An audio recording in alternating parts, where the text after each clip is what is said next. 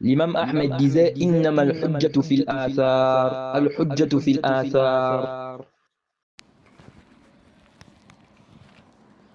السلام عليكم ورحمة الله وبركاته. إن الحمد لله نحمده ونستعينه ونستغفره ونعوذ بالله من شرور أنفسنا ومن سيئات أعمالنا. من يهده الله فلا مضل له ومن يضلل فلا هادي له، وأشهد أن لا إله إلا الله وحده لا شريك له، وأشهد أن محمدًا عبده ورسوله. يا أيها الذين آمنوا اتقوا الله حق تقاته ولا تموتن إلا وأنتم مسلمون.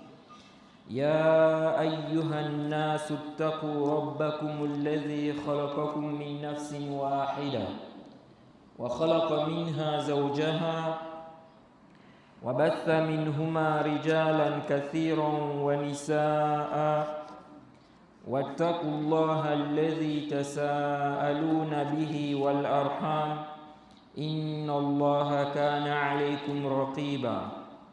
يا أيها الذين آمنوا اتقوا الله وقولوا قولا سديدا يصلح لكم أعمالكم ويغفر لكم ذنوبكم، ومن يطع الله ورسوله فقد فاز فوزا عظيما. أما بعد. Louange à Allah, le créateur des cieux et de la terre. On le loue pour tout ce qu'il nous accorde comme bien et comme grâce, et on lui demande de prier sur son prophète Muhammad sallallahu alayhi wa sallam, sa famille, ses compagnons et tous ceux qui les ont suivis jusqu'au jour de la rétribution. Celui qu'Allah a guidé, personne ne peut l'égarer. Celui qu'elle a égaré, personne ne peut le guider. Nous sommes toujours dans l'explication des 6 fondements du cheikh Muhammad ibn Abdul Wahhab. Hier, on a terminé l'explication du livre, mais on s'était arrêté sur la réfutation de l'ambiguïté que le cheikh Muhammad ibn Abdul Wahhab avait mentionné. Et on avait vu que le cheikh Muhammad ibn Abdul Wahhab, il a mentionné cette ambiguïté et il a expliqué qu'Allah a réfuté cela dans plusieurs endroits du Coran.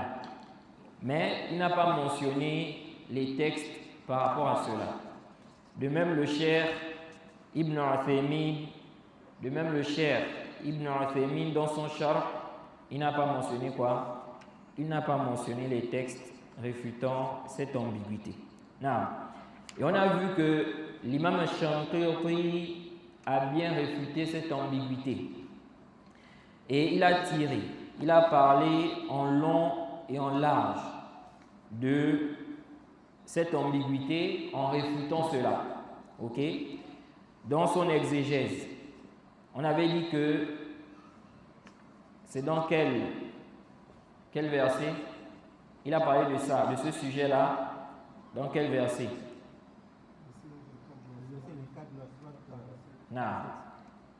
Le verset 24 de la sourate 47. Donc si quelqu'un vient avec l'ambiguïté là, tu peux lui dire que va lire, s'il a la langue arabe, va lire le verset 24 de la sourate 47 de Abwa ul-Bayan, de l'imam Ash-Shanqiti rahimahullah. Et c'était quoi l'ambiguïté? D'abord, c'est quoi l'ambiguïté? C'est quoi l'ambiguïté? L'ambiguïté, c'est qu'il y a des gens qui disent qu'on ne peut pas comprendre le Coran et la Sunna sans être un mujtahid. Sans être un mujtahid mutlaq. Et il y a d'autres même qui disent mujtahid simplement. Et l'imam Shanqiti, dans son rad, il a réfuté ceux qui disent même mujtahid. Ok? Et qu'est-ce qu'on a mentionné pour réfuter cela? Tout d'abord, le verset que le cheikh a cité. Le cheikh Muhammad ibn Abdul Wahhab. Il a cité quel verset là-bas? Qui va lire ça? Après avoir mentionné l'ambiguïté, le cheikh a cité un verset. C'est quel verset?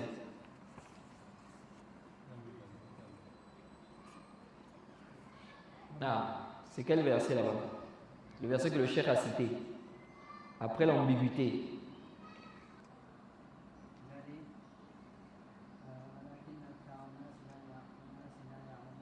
Ah. Ah.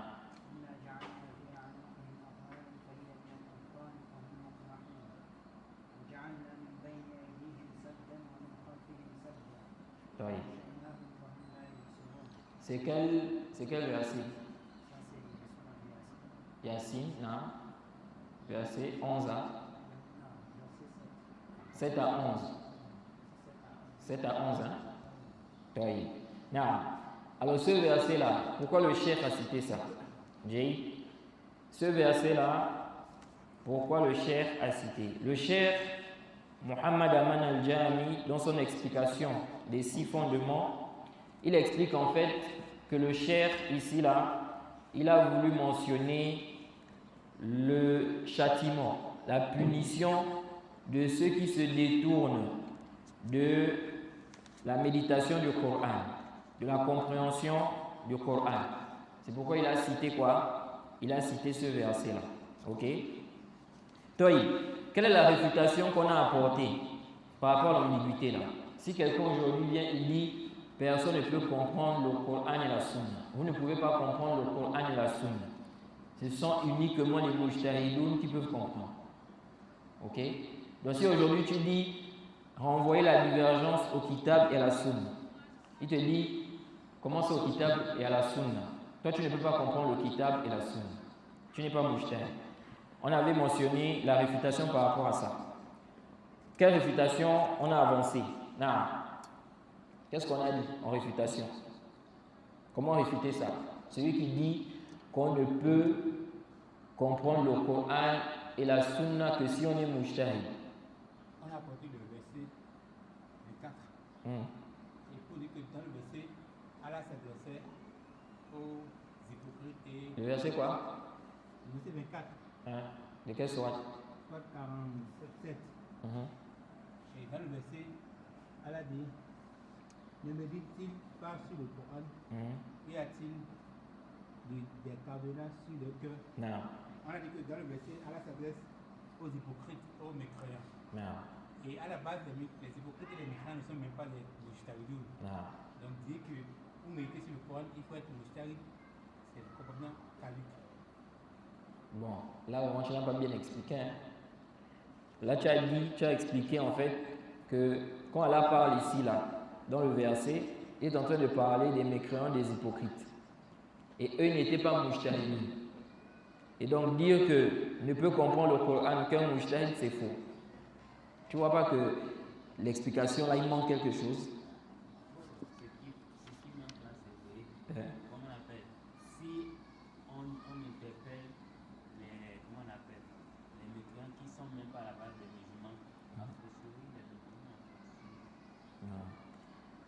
Ici là, on est en train. Est-ce que dans ce verset d'abord, on fait quoi dans ce verset? C'est un blâme ou bien ce n'est pas un blâme? C'est un blâme. C'est un blâme, n'est-ce pas? Donc on est en train de blâmer le fait qu'ils ne méditent pas sur le Coran. Toi, maintenant l'istidlal ici, on avait dit quoi? On avait dit que si on les blâme, alors qu'ils n'ont pas atteint le degré du mujtahid, ok? Ça veut dire quoi? Ça veut dire qu'ils peuvent méditer sur le Coran. S'ils ne peuvent pas méditer, s'ils n'ont pas atteint ce degré-là, pourquoi ils vont être blâmés pour ça? Ok? Ils sont même pas musulmans. Voilà. Donc, ça c'est évident, c'est clair que ici, là, si on les blâme, c'est parce qu'ils peuvent méditer, ils peuvent comprendre. Alors qu'ils n'ont pas réuni les conditions de l'ijtihad. Ils ne connaissent pas les textes qui sont abrogés, les textes qui ne sont pas abrogés, tout ce qu'ils ont mentionné comme condition là. Est-ce que les associateurs, les mécréants avaient réuni ça? Non. Vous voyez? Donc, ça prouve quoi? Ça prouve que le Coran n'est pas compris uniquement que par un mujtahid. Non, ça c'est parmi les grandes réfutations à cela. Parmi les réfutations également, qu'est-ce qu'on a dit?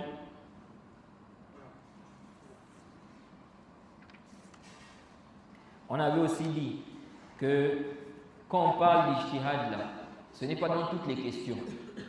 Ok? Quand les savants parlaient de l'ijtihad, les conditions du mujtahid, etc., est-ce que l'ijtihad c'est dans toutes les questions? Non.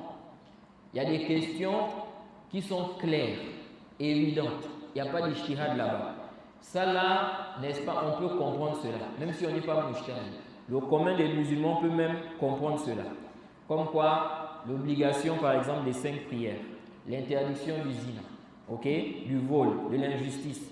Donc ici là, si quelqu'un aujourd'hui vient, il va par exemple dire que la prière n'est pas obligatoire. Si un ami se lève pour le réfuter, ici des preuves. Quelqu'un ne peut pas dire ici, tu n'es pas mujtahid. Hein, les preuves que tu es en train de citer là, tu ne peux pas comprendre ça. Ok? Tu n'es pas quoi? Un mujtahid. Ou même celui qui vient avec l'ambiguïté là. Celui qui vient qui dit, par exemple, que les prières ne sont pas obligatoires. S'il venait avec ce genre d'ambiguïté, en disant non, si quelqu'un veut le réfuter, il dit tu es un mujtahid, tu n'es pas un mujtahid. Donc tu ne peux pas comprendre tous ces textes-là. Ok? Ici là on dit quoi? On dit l'ijtihad, ce n'est pas dans toutes les questions dans le din. Ok? Taïb. Ensuite le cheikh a dit quoi? Le cheikh ensuite a expliqué que les textes sont généraux concernant le fait d'œuvrer, de méditer, de suivre le Coran et la Sunna. On n'a pas limité ça au mujtahid. Quand Allah dit de suivre ce qui a été révélé, est-ce qu'il s'adresse seulement aux mujtahidoun? Non. Ça s'adresse à tous les musulmans, tout le monde. Ok? Quand on dit, lorsque vous divergez, renvoyez cela, n'est-ce pas, à Allah et à son messager. Ça s'adresse à qui? Seulement aux mujtahidoun? Non. Ce n'est pas seulement aux mujtahidoun. Ok? Non. Donc le cheikh a dit, les textes là sont généraux. Restreindre ça par l'opinion des tardifs qui eux-mêmes reconnaissent qu'ils sont des suiveurs aveugles, ce n'est pas quoi? Ce n'est pas juste, il n'y a pas de preuve justifiant cela. Non. Ensuite, le cheikh a réfuté une ambiguïté qui revient souvent. C'est quoi? C'est qu'il y a des gens qui disent que tu ne peux pas ici te mettre à étudier les preuves du Coran et de la Sunna. Pourquoi? Parce que tu n'as pas atteint le degré de l'ijtihad. Si toi tu vois un texte, il se peut que ce texte-là soit, n'est-ce pas, abrogé. Ou bien, il y a un texte qui vient spécifier la généralité qui est dans le texte là. Ok? Ou bien, il y a un texte qui vient restreindre. Et toi, tu ne connais pas ça. Ces choses-là ne sont connues que par le mujtahid. Ok? Et donc, par conséquent, tu ne peux pas faire quoi? Tu ne peux pas comprendre et étudier le Coran et la Sunna. Ok? Il faut simplement faire le taqlid, le suivi aveugle des mujtahidoun. Ok? Taïb, le cheikh a réfuté ça en disant quoi? Il a dit à la base, le texte, n'est-ce pas, n'a pas été abrogé jusqu'à preuve du contraire. Ok?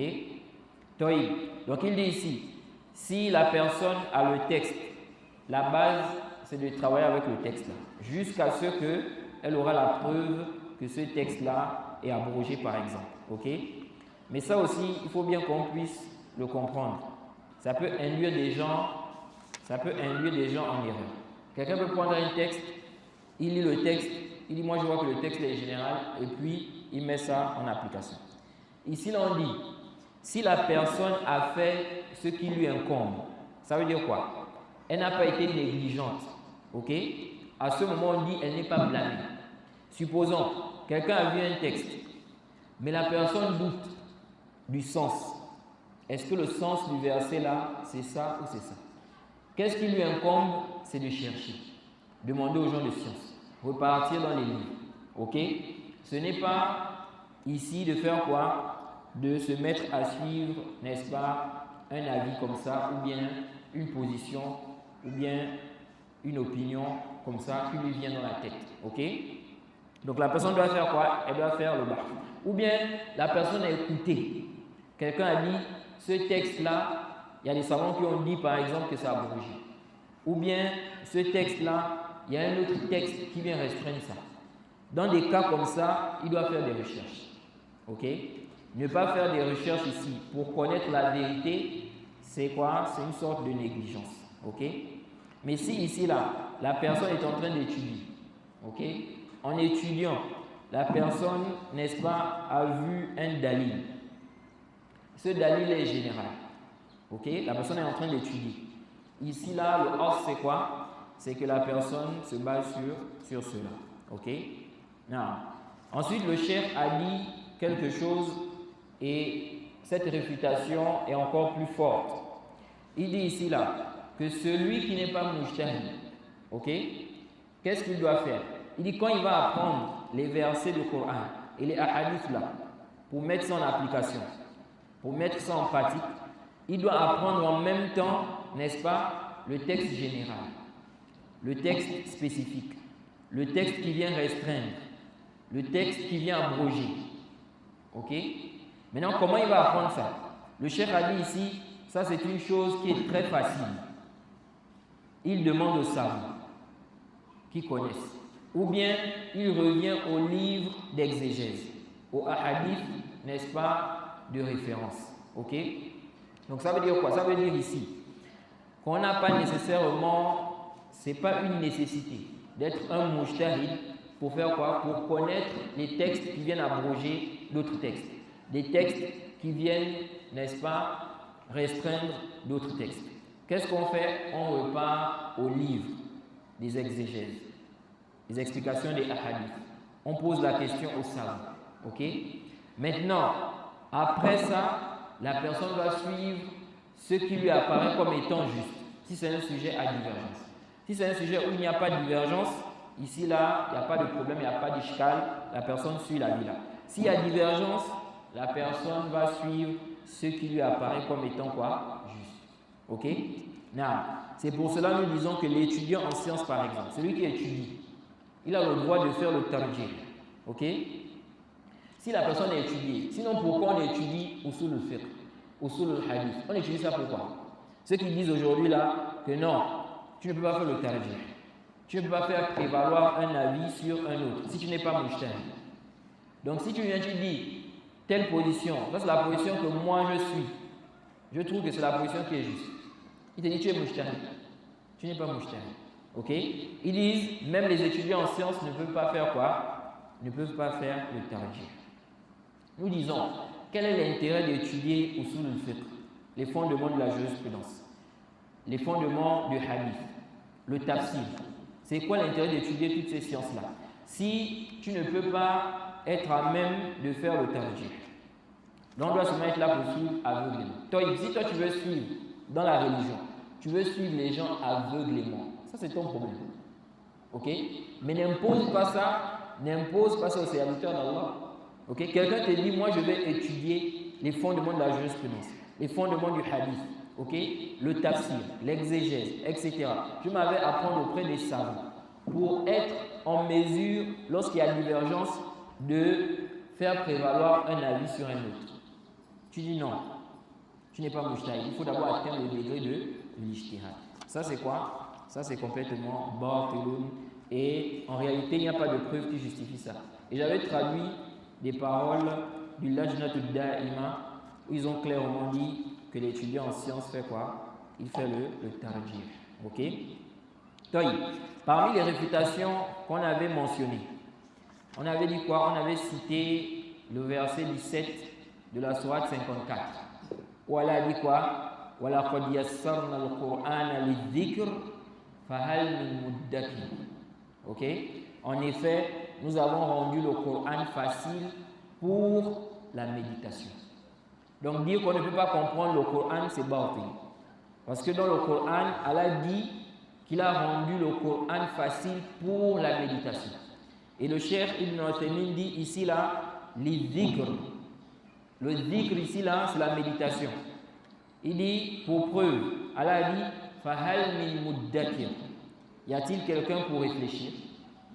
Ok? Donc il dit, ça veut dire qu'ici là on est en train de parler de quoi? De la méditation. Ok? La méditation. Donc si on a facilité la compréhension du Coran, Allah lui-même nous fait comprendre qu'il a facilité cela. Toi tu viens, tu dis non, c'est difficile, on ne peut pas comprendre. Tu ne peux pas comprendre. C'est seulement le mujtahid qui peut comprendre ça. Nous disons que ta parole est quoi? Est caduque. Ok? Donc on peut facilement comprendre le Coran. Et le Coran a été révélé pour que ça soit un guide pour les gens. Comment Allah va révéler un livre qui va être un guide pour les gens? Et puis ceux qui peuvent comprendre ça, c'est seulement des gens qui ont atteint quoi? Le haut niveau dans l'ijtihad. Est-ce que ça même c'est logique? Alors que c'est un livre qu'on a révélé pour guider les gens. Ok? La base c'est quoi? C'est que ça soit facile à la compréhension, qu'on comprenne cela. Donc ça c'est complètement faux. Ok? Et si on dit, comme ils disent là, le mujtahid mutlaq. Bon maintenant si on dit, comme certains disent, qu'à notre époque là, il n'y a pas de mujtahid mutlaq. Bon maintenant s'il y a des masaïl qui ont besoin, c'est-à-dire on a besoin d'une sentence, il faut faire l'ijtihad. On dit il n'y a pas de mujtahid mutlaq. Bon les gens vont faire comment? Comment les gens vont faire? Vous voyez? Ensuite le cheikh Ash-Shanqiti a dit ceci, à la page 467. Il dit Amma qawluhu bi annahu la yajuzu al-khuruj an al-madhahib al-arba'ati walau kanat aqwaluhum mukhalifatan lil-kitab was-sunnah wa aqwali as-sahabati fahuwa qawlun batilun bil-kitab was-sunnati wa ijma'i as-sahabati radiyallahu anhum wa ijma'i al-a'immati al-arba'a anfusihim. Vous voyez, le cheikh dit, quant à sa parole, il a réfuté la parole de quelqu'un qui a dit qu'on n'a pas le droit de sortir des 4 mazahib. Tu n'as pas le droit d'avoir un avis. Si on regarde l'avis là, les 4 mazahib, ok, n'ont pas soutenu cet avis. Il n'y a aucun des 4 mazahib qui a soutenu ça. Tu n'as pas le droit d'avoir un avis comme ça. Donc on ne doit pas sortir des 4 mazahib. Et jusqu'à aujourd'hui là, il y a des gens qui enseignent ça. Il y a des gens qui soutiennent ça. Ok? Ils disent tu ne dois pas sortir des 4 mazahib. Ok? Le cheikh dit quoi ici? Il dit cette parole là, disant qu'il n'est pas permis de sortir des 4 mazahib, même si leur parole contredit le Coran, la Sunna et les paroles des compagnons. Il dit cette parole là est complètement caduque. Ok? Sur base du Coran, de la Sunna, du consensus des compagnons et du consensus des 4 imams eux-mêmes. Il dit Kama satara idahahu inshallah bima la mazida alayhi fil masail al-atiyati ba'da hadhihi al-mas'ala. فالذي ينصره هو الضال المضل.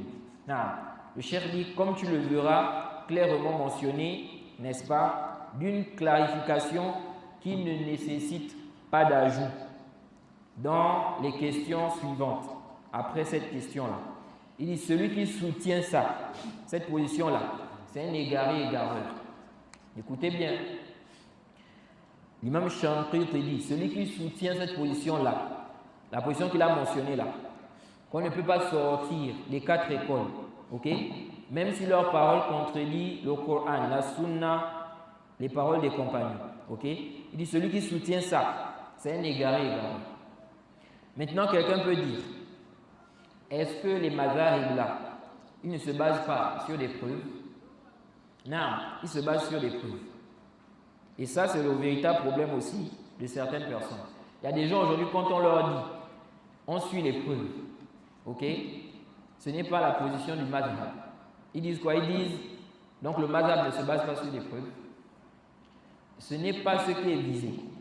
Quand quelqu'un dit on suit les preuves, il ne veut pas dire par là, ok, que les savants qui ont divergé sur le sujet là, ok, ces savants là ne se basent pas sur des preuves, sauf les savants que lui il suit, ok. Les savants vont se baser sur des preuves. C'est vrai qu'il peut y avoir des masaïl, un savant a dit un avis, on ne voit pas d'argument qui justifie ça. Mais le savant, quand il donne un avis, il se base sur quelque chose. C'est comme ça en général. Le problème c'est quoi? Le problème c'est que les arguments là, les arguments ont des degrés. Ok? Les arguments ne se valent pas tous. Il y a des arguments qui sont plus forts que d'autres. Il y a des arguments qui sont faibles. C'est-à-dire c'est un argument mais qui est faible. Dans un mazhab par exemple, c'est un argument chez eux, mais c'est faible. Vous voyez? Donc, quand on dit C'est comme lorsque les savants disent, parfois tu vas voir un savant, il dit, cette position-là, la dalila alayhi. Cette position-là ne repose sur aucune preuve. Ok? Il se peut que le savant qui a donné cet avis-là, il s'est basé sur quelque chose. Et le savant qui a dit, ça ne repose sur aucune preuve, là, il sait. Il sait que tel savant s'est basé sur ceci ou cela pour donner cet avis. Mais comme il estime que ça, ce n'est pas un argument qui tient. Ok? Donc il dit ici, cette position-là ne repose sur aucune preuve. Ok? Donc il faut bien comprendre le langage des gens de science, le langage de la science. Jay, quand on dit ici là que nous devons suivre les preuves, ce n'est pas la position de tel madhab, ce n'est pas pour dire que le madhab ne se base sur aucune preuve. Ils peuvent se baser sur une preuve, sur tel ou tel mas'ala. Mais est-ce que cette preuve-là tient? Est-ce que réellement c'est un argument? C'est ça la mas'ala, c'est ça la question. Ok? Il y en a qui citent même une risala qu'on mentionne que Ibn Rajab a eu à écrire, soi-disant. Bon, ça c'est aussi un débat. Est-ce que Ibn Rajab a écrit ça ou pas? Est-ce qu'on peut sortir des 4 mazahib? Le Cheikh al-Islam a dit une parole très importante concernant les 4 imams là. Il dit dans Minhaj al-Sunnah, au tome 3, page 412, il dit Inna ahla sunnah lam yakul ahadun minhum inna ijma' al-a'immati al-arba'ati hujjatun ma'sumah wa la qala inna al-haqqa munhasirun fiha wa la qala inna al-haqqa munhasirun fiha wa inna ma kharaja anha batilun. Le Cheikh al-Islam dit il n'y a aucune personne parmi les gens de la Sunna, aucun homme de la Sunna n'a dit que le consensus des 4 imams est un argument infaillible. Ibn Taymiyyah nous mentionne ici un consensus des gens de la Sunna. Il dit aucun homme de la Sunna n'a dit quoi? Que le consensus des 4 imams. Donc les 4 imams sont unanimes sur un sujet. Les 4, l'imam Malik, l'imam Shafi'i, l'imam Ahmed, l'imam Abu Hanifa, les 4 ont la même position. Il dit aucun savant de la Sunna n'a dit que leur unanimité là, c'est un argument infaillible. Ok, ça veut dire quoi? Ça veut dire qu'ils peuvent se tromper. Même s'ils sont unanimes sur la vie, les 4 là. Les 4 peuvent être en erreur? Oui, les 4 peuvent être en erreur. Parce que ce n'est pas un argument. Ok? Ce n'est pas quoi? Un argument chaman. Est-ce que tu as un dalil dans le Coran ou la Sunna qui justifie que les 4 imams là ne peuvent pas être en erreur s'ils sont unanimes? Il n'y a pas un dalil comme ça. Ok? C'est pourquoi le hujja, l'argument, c'est le ijma des savants et non le ijma de 4 imams ou 5 imams ou bien des imams d'une ville ou d'un pays. Non. Les savants de l'islam, les savants de la Sunna, leur consensus, c'est ce qui est un argument. Ok? Ensuite, il dit, et aucun n'a dit aussi que la vérité est limitée dans leur parole, dans la parole des 4 imams. Vous voyez? Et que ce qui sort de leur parole est caduc. Aucun n'a dit ça. Il dit, bal, idha qala, man laysa min atba'i al-a'immati, ka Sufyan al-Thawri, wal-Awza'i, wal-Laythi, والليث بن سعد ومن قبلهم ومن بعدهم من المجتهدين قولا يخالف قول الأئمة الأربعة رد ما تنازع فيه إلى الله ورسوله وكان القول الراجح هو القول الذي قام عليه الدليل. Vous voyez, le Cheikh al-Islam dit plutôt si, n'est-ce pas, un parmi les mujtahidines qui ne fait pas partie des suiveurs des 4 imams là, tels que Sufyan al-Thawri. Ce n'était pas un suiveur des 4 imams. Il fait partie des salaf. C'était un mujtahid. Il dit comme Sufyan al-Thawri, al-Awza'i, Layth ibn Sa'd, et ceux qui étaient avant eux, et ceux qui étaient après eux, s'ils donnent un avis qui contredit la parole des 4 imams, il dit on renvoie leur divergence à Allah et à son messager. Comme Allah dit, فَإِن تَنَازَعْتُمْ فِي شَيْءٍ فَرُدُّوهُ إِلَى اللَّهِ وَالرَّسُولِ. Donc, si les 4 imams ont un avis, une même position, on trouve certains salafs qui ont contredit leur position, comme Sufyan al-Thawri, Al-Awza'i, Layth ibn Sa'd, ou bien des salafs qui étaient avant eux. On dit par exemple Az-Zuhri, ou bien un compagnon du prophète, ou 2 compagnons, ou 3 compagnons du prophète. On a trouvé 3 compagnons du prophète qui ont une position. Les 4 imams ont une position, contraire à la position des 3 compagnons-là. Est-ce que quelqu'un peut suivre la position des 3 compagnons-là et laisser la position des 4 imams, même s'ils sont unanimes? Oui. Jay, il peut le faire. Donc il dit ici, si maintenant un mujtahid a contredit les 4 imams, il dit ici, on va renvoyer leur divergence, n'est-ce pas, à Allah et à son messager. Il dit, et la parole prépondérante, c'est la parole sur laquelle il y a la preuve. Vous voyez? Écoutez ce que Ibn Taymiyyah a dit ici. Il dit, wa kana al-qawl ar-rajih huwa al-qawl alladhi qama alayhi ad-dalil. La parole prépondérante, c'est celle sur laquelle il y a la preuve. Donc il veut dire quoi? Que l'autre parole là, ces savants ne se sont pas basés sur les preuves. C'est pas ce qu'il veut dire. L'autre parole qu'on va délaisser. Est-ce que cette parole-là, les savants qui ont soutenu ça, ils ne se sont pas basés sur les preuves? Ils se sont basés sur les preuves. Donc ici, il se peut qu'on voit que la parole qui est juste, c'est la parole de ces salafs-là, et non la parole des 4 imams. Mais les 4 imams-là, ils ne se sont pas basés sur les preuves? Si. Mais est-ce que ces preuves-là tiennent? C'est ça le sujet ici. Vous voyez? Donc ici, on voit clairement que le Cheikh l'Islam nous dit qu'aucun savant n'a dit quoi? Que le consensus des 4 imams, c'est un argument infaillible et qu'il ne faut pas contredire cela. Et ici, là, l'imam Shankiri, il a évoqué quoi? Il a évoqué, n'est-ce pas, la parole selon laquelle on ne peut pas sortir des 4 mazahib. Parce que dans le mazhab, vous allez voir que dans le mazhab, ce n'est pas seulement la parole de l'imam. Il peut y avoir la parole de l'imam, mais aussi d'autres paroles. Ce n'est pas quoi la parole de l'imam textuellement, mais c'est la parole, n'est-ce pas, des gens du mazhab. C'est pourquoi quand on dit le mazhab, c'est un peu plus vaste que lorsqu'on dit quoi? La parole de l'imam. Donc ici, cette parole, n'est-ce pas, du cheikh est plus que clair. Ensuite, le cheikh a cité des versets. Il a cité des versets à la page 511 du livre. Par exemple,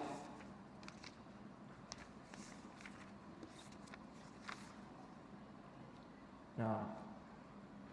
511, il a cité par exemple le verset 3 de la sourate 7. Il faut nous lire ça. Sourate 7, verset 3.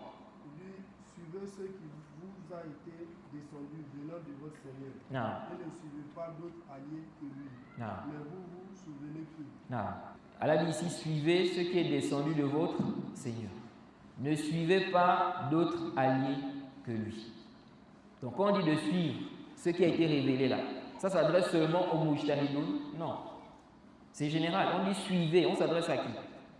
Et le cheikh dit quoi ici? Il dit ici là, wal murad bima unzila ilaykum huwa al-Qur'an was sunnah al-mubayyinatu lahu la ara'u rijal. Il dit ce qui est visé ici quand il dit ce qui est descendu, ce qui vous est descendu de la part de votre Seigneur. Il dit ce qui est visé ici, c'est le Coran et la Sunna qui vient clarifier le Coran et non les opinions des hommes. Et non les opinions des hommes. De même aussi, lisez le verset 61 de la sourate 4.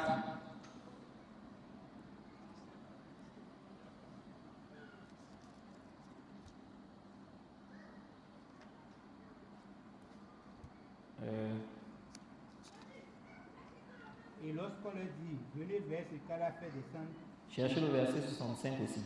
65 de la sourate 4. Non, 61 d'abord.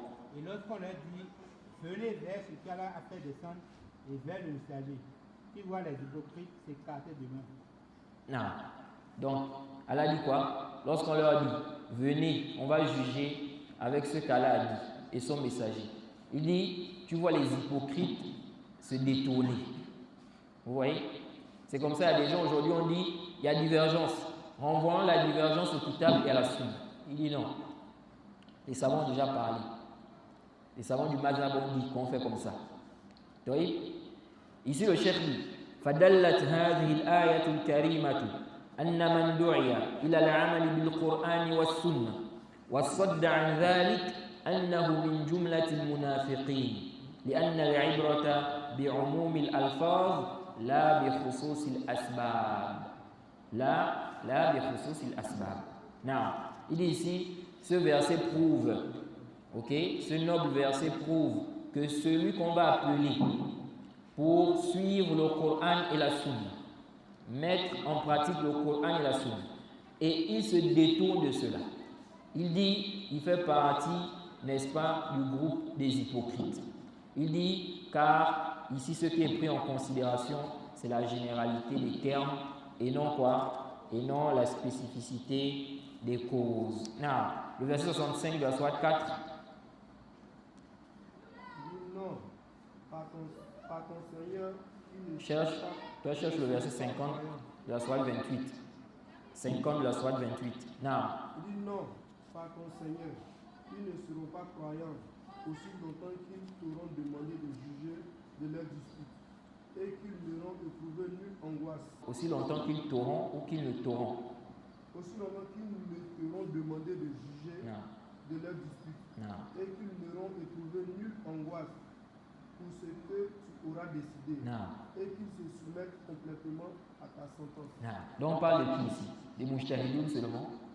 Ceux qui ont atteint le haut degré de l'ijtihad? Non. Le croyant doit juger avec ce qu'Allah a révélé. Et qu'on l'appelle pour qu'on juge avec, il ne doit pas refuser. Il ne doit pas dire non. Et tout ça, ça montre quoi? Tout ça, ça montre qu'on peut comprendre le Coran et la Sunna. Sinon, comment on va nous demander, n'est-ce pas, de juger avec le Kitab et la Sunna alors qu'on ne peut pas comprendre ça? Sachant que ici, on s'adresse aux musulmans en général. Ok? On s'adresse aux gens en général. Ici, ce n'est pas seulement les mujtahidoun. Ok? Ce verset concerne tout le monde. Non. Le verset 50 de la sourate 28. Mais s'ils ne te répondent pas, sache alors que c'est seulement leur passion qui suit. Et qui est plus égaré que celui qui suit sa passion sans une guidée d'avoir. Allah vraiment ne guide pas les gens injustes. S'ils ne te répondent pas, sache qu'ils suivent la passion. C'est comme ça. Si tu ne suis pas ce que le prophète a dit, tu suis ta passion. Donc si on dit, renvoyons la divergence au Coran et à la Sunna. Toi tu dis, n'est-ce pas, quand on renvoie ça à la parole, n'est-ce pas, du mazhab. Ok, ce qu'on a dit dans le mazhab. Là, on a dit de renvoyer au kitab et à la Sunna. On a demandé de suivre le prophète. Donc s'il y a divergence, on cherche à savoir qu'est-ce que le prophète a dit, qu'est-ce qui est juste, on fait des efforts pour chercher la vérité. Ok? Ensuite, le cheikh a dit ici là à la page 516, il dit فَنُصُوصُ الْقُرْآنِ وَالسُّنَّةِ كُلُّهَا دَالَةٌ عَلَى لُزُومِ تَدَبُّرِ الْوَحْيِ وَتَفَهُّمِهِ وَتَعَلُّمِهِ وَالْعَمَلِ بِهِ. Il dit tous les textes du Coran et de la Sunna soulignent l'obligation, la nécessité de méditer sur la révélation, de la comprendre, de l'apprendre et de la mettre en pratique. Ensuite il dit فَتَخْصِيصُ تِلْكَ النُّصُوصِ كُلِّهَا بِدَعْوَى أَنَّ تَدَبُّرَ الْوَحْيِ وَتَفَهُّمَهُ وَالْعَمَلَ بِهِ لَا يَصِحُّ شَيْءٌ مِّنْهُ إِلَّا لِخُصُوصِ الْمُجْتَهِدِينَ الْجَامِعِينَ لشروط الاجتهاد المعروفة عند المتأخر الأصوليين يحتاج إلى دليل يجب الرجوع إليه ولا دليل على ذلك البتة. Ok? Ensuite il dit, par conséquent, restreindre tous ces textes en prétendant que cette méditation, cette compréhension et cette mise en pratique ne serait valable que pour les mujtahidoun répondant aux critères d'ijtihad connus chez les tardifs parmi les gens des fondements de la jurisprudence nécessite une preuve vers laquelle il est impératif de revenir. Or, il n'en existe absolument aucune. Donc le cheikh veut dire quoi? En fait, le cheikh a cité plein de textes où on voit l'obligation de suivre le Coran et la Sunna. Ensuite, il a dit restreindre tous ces textes-là au mujtahid, dans le sens où on dit que ça concerne le mujtahid. Parce qu'il n'y a que lui qui peut comprendre les textes. Donc le reste là, ils doivent simplement suivre le mujtahid. Ils le suivent seulement, ils font le taqlid. Il dit restreindre ces textes-là au mujtahid, ça nécessite quoi? Une preuve. Et il dit il n'y a pas quoi? Il n'y a pas de preuve qui justifie cela. Jay. Ensuite, le cheikh a parlé de la question du taqlid. Il a détaillé à quel moment, n'est-ce pas, on peut faire le taqlid, à quel moment on ne peut pas faire le taqlid. Alors, on va terminer par cette mas'ala. On a vu ici là que ceux qui sont venus avec l'ambiguïté là, ils nous disent qu'il n'y a que le mujtahid qui peut comprendre le Coran et la Sunna.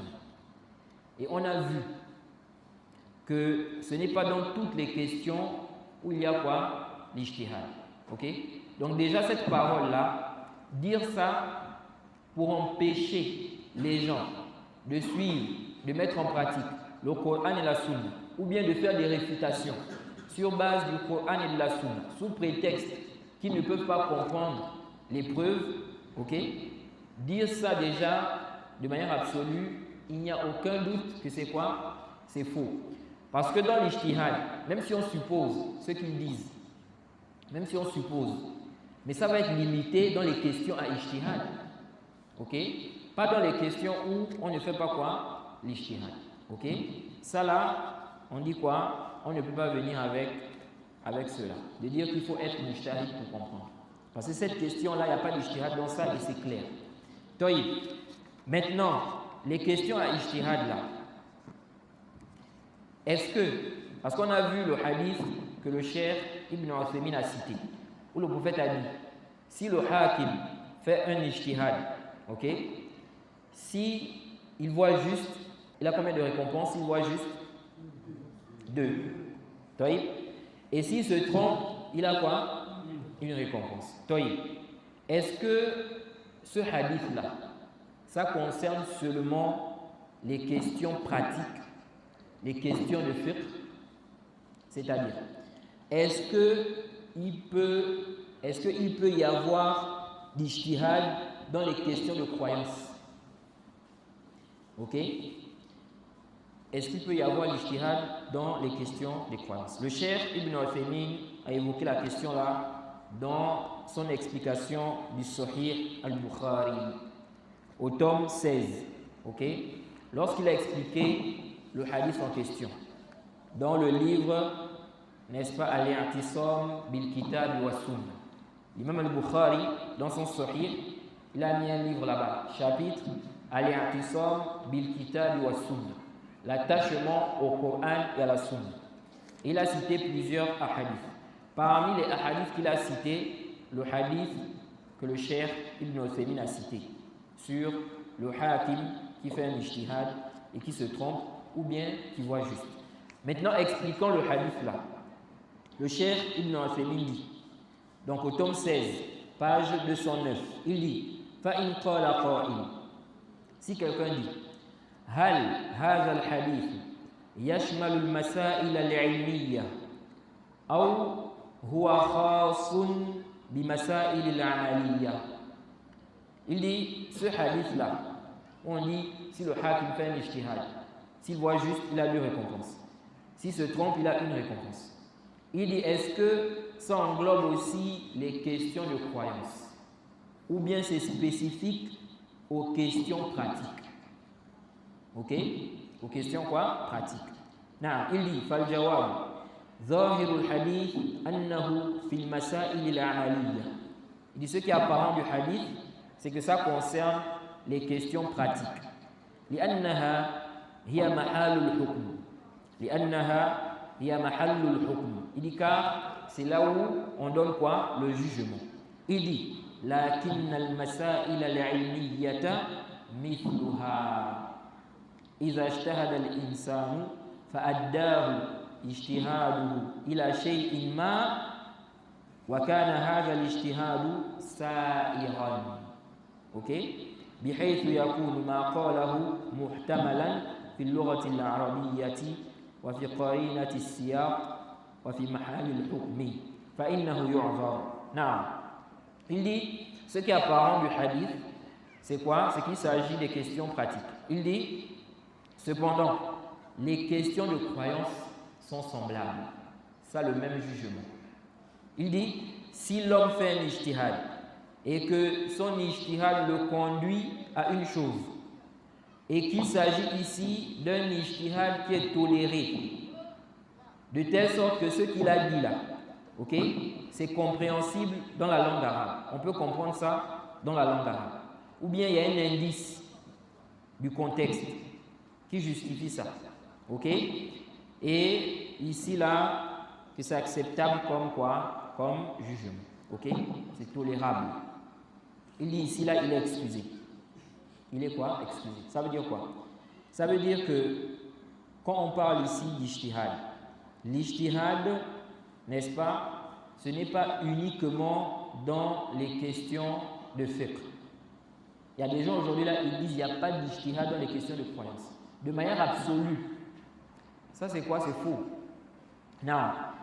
Beaucoup de questions, on va dire même la majorité des questions de croyance, il n'y a pas d'ijtihad là-bas. Ou bien les fondements, ok, de base, il n'y a pas d'ijtihad là-bas. Par exemple, les piliers de la foi, ok, il n'y a pas d'ijtihad là-bas. Les piliers de la foi, les piliers de l'islam, les 5 piliers de l'islam, il n'y a pas d'ijtihad là-bas. La croyance, n'est-ce pas, aux livres, la croyance aux anges. Mais il y a des masaïl, des branches dans la croyance, n'est-ce pas, où il y a quoi? L'ijtihad. C'est pourquoi le cheikh Ibn Uthaymin dit وَلِهَذَا اختلف السلف حتى في المسائل العلمية. Ok? Il dit c'est pour cela les salafs ont divergé même dans des questions de croyance. Les masail al-ilmiya ici ce sont les questions de croyance, les questions liées à la croyance. Il dit فاختلفوا في عذاب القبر. Ils ont divergé au sujet du châtiment de la tombe. Ok? Ici là ce n'est pas est-ce qu'ils ont divergé si ça existe ou pas. Non. Le cheikh ici vise autre chose. Ok? Il ne vise pas ici l'existence du châtiment de la tombe. Il n'y a pas de divergence là-bas. Le châtiment de la tombe existe. Mais ils ont divergé sur des masaïl. Ok? Par rapport à une autre parole du cheikh, Wallahu a'lam, c'est comme s'il vise ici, est-ce que le châtiment dans la tombe là, c'est seulement sur l'esprit, l'âme, ou bien le corps et l'esprit? Parce qu'il avait déjà parlé de ça dans son explication, n'est-ce pas? Aqidatus Safariniyya, ok? Il avait expliqué là-bas la même chose là. Et il avait mentionné ça, ok? Mais sinon, quand on regarde, vous allez voir que les savants de la Sunna ont divergé sur des questions liées au châtiment de la tombe. Est-ce que telle personne, par exemple, sera interrogée? L'épreuve de la tombe. Est-ce que les prophètes eux-mêmes seront interrogés? Ok? Ils vont mentionner des cas, des enfants, le fou, tout ce monde-là. Mais quand on regarde ces masaïl-là, ce sont des masaïl en rapport avec quoi? La croyance. Ok? C'est la croyance. Il dit, Wafi Sirat, de même aussi concernant le pont. Vous allez voir qu'il y a des divergences là-bas. Il dit, Wahtalafu fi ma yuzan. Qu'est-ce qui sera pesé le jour de la résurrection? Il y a divergence. Ok? Il dit ici, Wahtalafu hal ra'a ar-rasul. Hal ra'a ar-rasul sallallahu alayhi wa sallam rabbahu. Est-ce que le prophète a vu son Seigneur? Bon, ça là, on ne va pas vraiment mettre ça dans une question de divergence entre les salafs. Si ici là le cheikh vise par salaf les compagnons du prophète. Ok? J'avais déjà détaillé ce point-là ou ce sujet-là dans les fondements de la sunna. Mais bref, il dit wa kullu hadhihi masailu ilmiyya. Il dit wa kullu hadhihi masail ilmiyya min bab al-aqida. Et tout ceci, ça rentre dans les questions de quoi? De croyance. Il dit wa amma itlaqu ba'd an-nas wa amma itlaqu ba'd an-nas annahu la khilafa fi al-aqidati fa muraduhum al-asl. Il dit quant au fait que certaines personnes disent il n'y a pas de divergence dans la croyance, il dit ce qui est visé ici, ce qu'il vise, c'est la base, les fondements. Car si quelqu'un vise par là, de manière absolue, même dans les branches de croyance, alors il n'y a pas de doute que sa parole est quoi? Est fausse. Il dit wa amma al-masail al-juz'iyya faqad yaqa'u fiha al-khilaf. OK? Il dit quant aux questions secondaires, donc de croyance, les questions qui sont donc des branches, il dit il peut y avoir des divergences. OK? Il dit ici bima'na annahum lam yakhtalifu fi annahu sayakunu waznun wa sayakunu 'adhabu qabrin wa sayakunu siratun wa sayakunu siratun. Il dit ici là, c'est-à-dire ils n'ont pas divergé sur le fait qu'il y aura quoi? La balance. OK? Mais ils ont divergé sur qu'est-ce qui sera pesé. Donc le fondement, il n'y a pas de divergence. Mais la branche, OK? Il dit, ils n'ont pas divergé sur le châtiment de la tombe. Donc est-ce qu'il y aura un châtiment de la tombe? Oui. Maintenant, ils peuvent diverger sur des branches. Est-ce que celui-là sera châtié? Est-ce que celui-là, il aura, n'est-ce pas, ceci ou cela dans la tombe? Non. Il dit, de même aussi, ils n'ont pas divergé sur le fait qu'il y aura quoi? Le pont.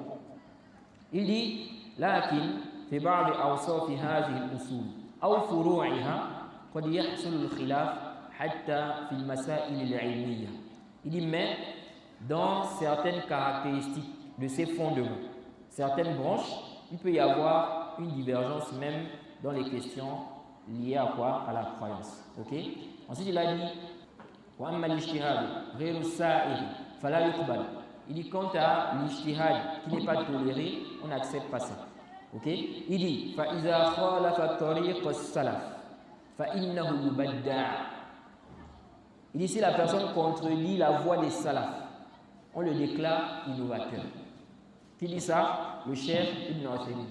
Ceux qui disent que non, le Cheikh Ibn Uthaymin, il y en a aujourd'hui là, ils veulent faire croire que le Cheikh Ibn Uthaymin, le Cheikh Ibn Baz, ils étaient sur une voie autre que la voie du Cheikh Rabi'.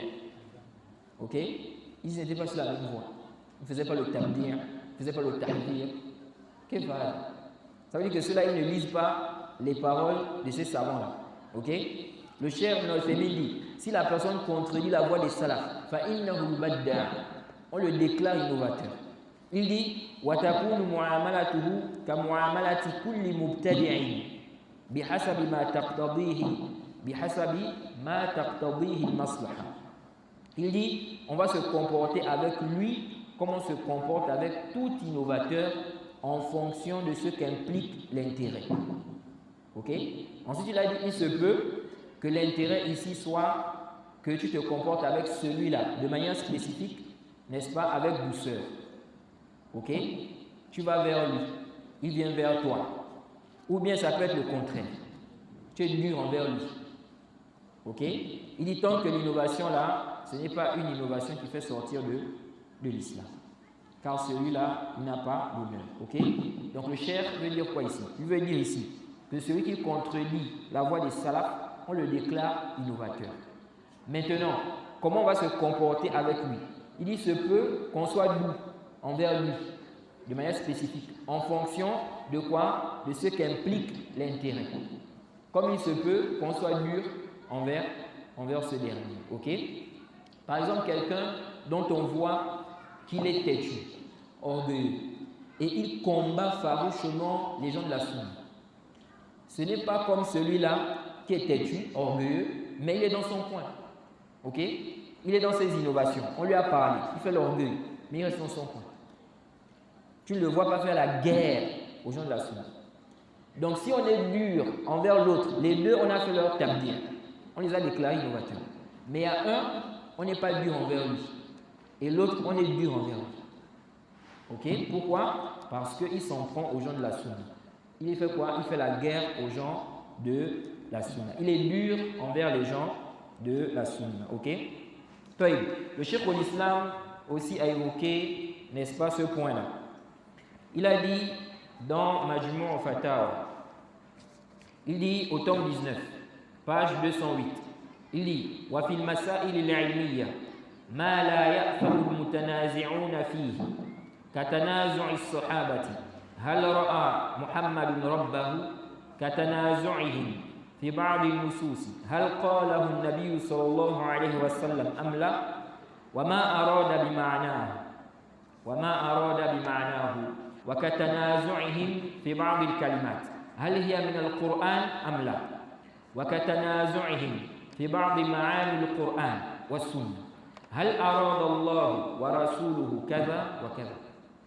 Donc le Cheikh al-Islam ici mentionne, n'est-ce pas, que des gens de science ont dit qu'il y a des questions liées à la croyance dans lesquelles ceux qui divergent là, dans ça, ils n'ont pas de péché.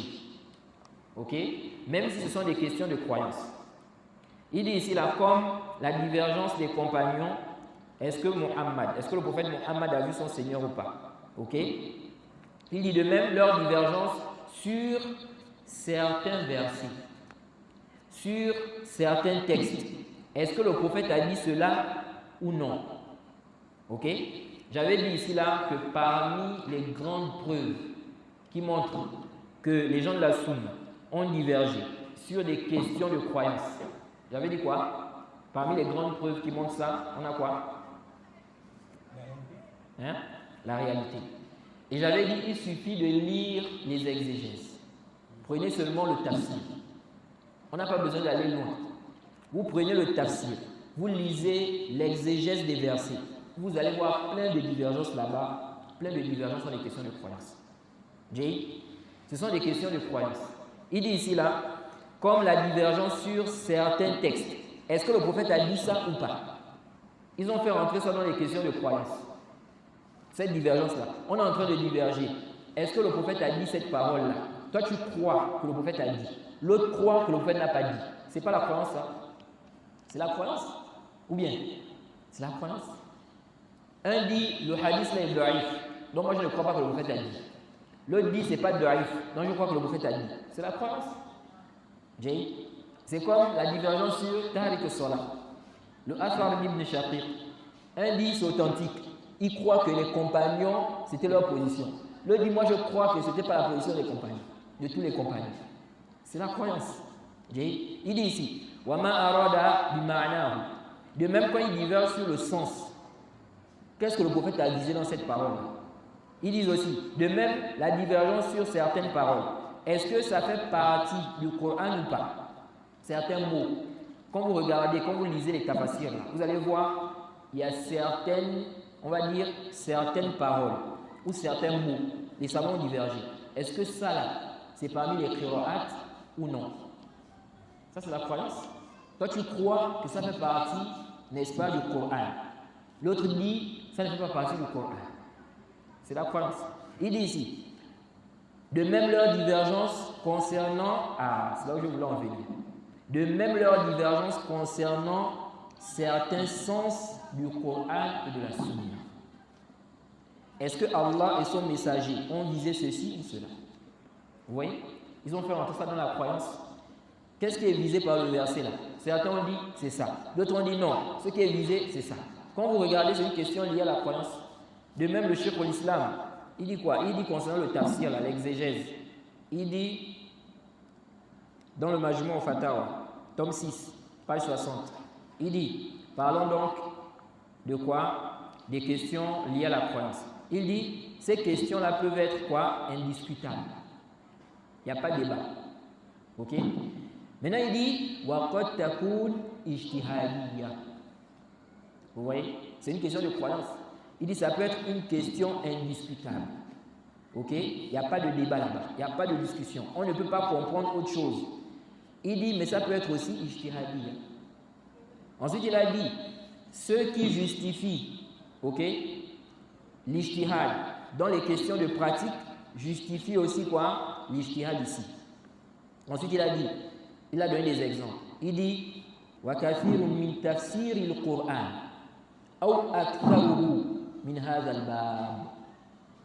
Il dit beaucoup d'exégèse du Coran, où la majorité, ça rentre dans cela. Vous voyez? Il dit فإن الاختلاف في كثير من تفسير هو من باب المسائل العلمية الخبرية لا من باب العملية. Il dit beaucoup, n'est-ce pas, de divergence, ou bien la divergence, certes, la divergence dans beaucoup de questions d'exégèse, ça rentre dans les questions de croyance et non dans les questions de quoi? Et non dans les questions pratiques. Ok? Donc tout ceci, ça nous montre quoi? Tout ceci nous montre que ceux qui disent, hein, comme j'ai entendu, il y a un frère ici là, au Gabon, il dit dans les questions de croyance, il n'y a pas d'ijtihad. Et il a dit ça pourquoi? C'est parce que ce sont des gens, quand ils ont des positions là, sur des sujets liés à la croyance, ils n'acceptent pas la divergence.